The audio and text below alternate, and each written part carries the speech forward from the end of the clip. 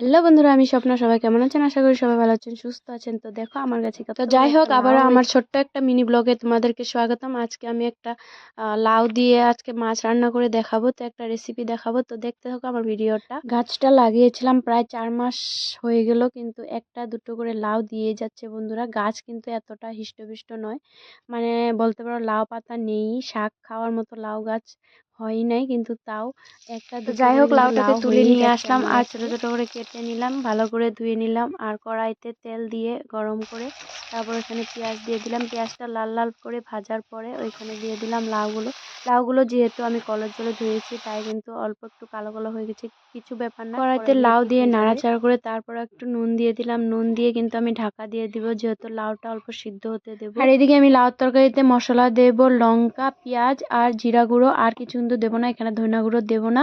তো এইভাবেই আমার মাও বানায়, তো আমিও বানাচ্ছি। মা কিন্তু নামানোর আগে আগে পেঁয়াজ বাটাটা দেয়, আমার যেহেতু মিক্সিতে বেটেছি তাই একসাথে বেটে নিলাম। তো দেখো এদিকে কিন্তু লাউটা খুব সুন্দর সিদ্ধ হয়ে গেছে। তো বন্ধুরা দেখতেই পাচ্ছ, এখানে দিয়ে দিলাম আমি মশলাগুলো দিয়ে আর অল্প জল দিয়ে তারপর ভালো করে ঢাকা দিয়ে দেব। এত মধু জানে গো জাদু, লাউয়ের এত মধু জানে গো জাদু, লাউ ধরলাম সঙ্গীর সঙ্গী, হায়রে লাউ ধরলাম সঙ্গীর সঙ্গী, সাদের লাউ বানাইলো মুরে বৈরাগী, সাদের লাউ বানাইলো মুরে বৈরাগী। আচ্ছা, লাউ খেতে কে কে ভালোবাসে বলো তো?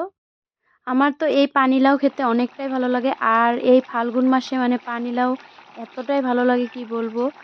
এইদিকে কিন্তু আমার তরকারিটা হয়ে এসেছে, নামানোর সময় হয়ে গেছে। তো দেখো আমাদের এখানে ছোট্ট ছোট্ট কয়েকটা ধনেপাতা হয়েছে, তো এখান থেকে আমি ধনে গাছ কয়েকটা উঠিয়ে নিলাম তরকারিতে দেবো বলে। তো দেখো ভালো করে ধনেপাতাগুলো উঠিয়ে ধুয়ে নিলাম। এখানে ধনেপাতাগুলো কিন্তু আমি গুঁড়াটা ছাড়াইনি, গুঁড়া হয়ই না, ছোট ছোট হয়েছে, তার জন্য ডাইরেক্ট ধুয়ে তরকারিতে দিয়ে দিলাম। তো দেখো একদম শুকনো শুকনো হয়ে আসছে তরকারিটা, খুব সুন্দর।